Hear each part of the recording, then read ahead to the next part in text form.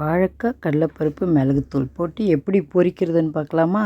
ரொம்ப ஈஸியான முறையில் பொரிக்கலாம். டக்குன்னு பொரித்து டக்குன்னு சாப்பிடலாம். இது ஆனால் சாப்பிட ரொம்ப நல்லாயிருக்கும். அதுக்கு தேவையான பொருட்கள்: கடுகு, மஞ்சாத்தூள், கறிவேப்பிலை, கடலைப்பருப்பு, உப்பு, மிளகுத்தூள். இப்போ வாழைக்காய் இது மாதிரி பொடிசாக கட் பண்ணி தண்ணியில் போட்டுங்க. கடாய் வச்சுட்டு எண்ணெய் காஞ்ச உடனே கடுகு போட்டுங்க, கடலைப்பருப்பு சேர்த்துருங்க. இப்போ எல்லாத்தையும் அதை சேர்த்து இப்படி கொஞ்சம் லைட்டாக வதக்குங்க. கடலைப்பருப்பு வதங்கின உடனே இன்னும் கொஞ்சம் வதங்கட்டும். இப்போ கறிவேப்பிலை சேர்த்துருங்க. இப்போ நம்ம கட் பண்ணி தண்ணியில் போட்டு வச்ச பிறகு அந்த வாழைக்காய் எல்லாத்தையும் சேர்த்துருங்க. மஞ்சாத்தூள், மிளகுத்தூள்,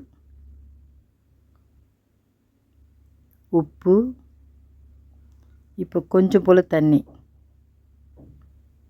இது ஒரு வாழைக்காய் தான், 2 பேர் சாப்பிட்லாம், அவ்வளோதான். அதுக்கு மேலே சாப்பிடுங்க. ஒரே ஒரு வாழைக்காய்.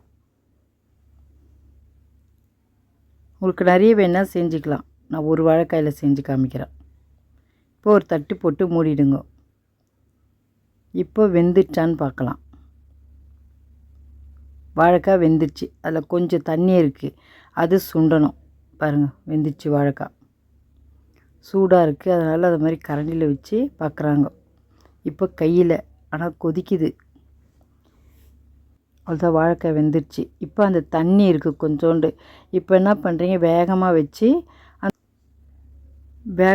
நல்லா கலரிட்டிங்கன்னு வச்சுக்க, தண்ணி சுண்டிடும். பாருங்கள், கொஞ்சம் தான் இருக்குது தண்ணி, இன்னும் கொஞ்சம் இருக்குது. வேகமாக வச்சுட்டு எங்கேயும் போகாதீங்க, அங்கேயே இருந்து 4 வாட்டி கலர்னிங்கன்னா அது தண்ணி சுண்டிடும். அவ்வளோதான், தண்ணி சுண்டிடுச்சு பாருங்கள். இப்போ வாழைக்காய் ரெடி ஆயிடுச்சு. அங்கேயே இருந்து கலரணும், தள்ளிலாம் போயிடாதீங்க, தீஞ்சு போயிடும். அவ்வளோதான், வாழைக்காய் ரெடி ஆயிடுச்சு.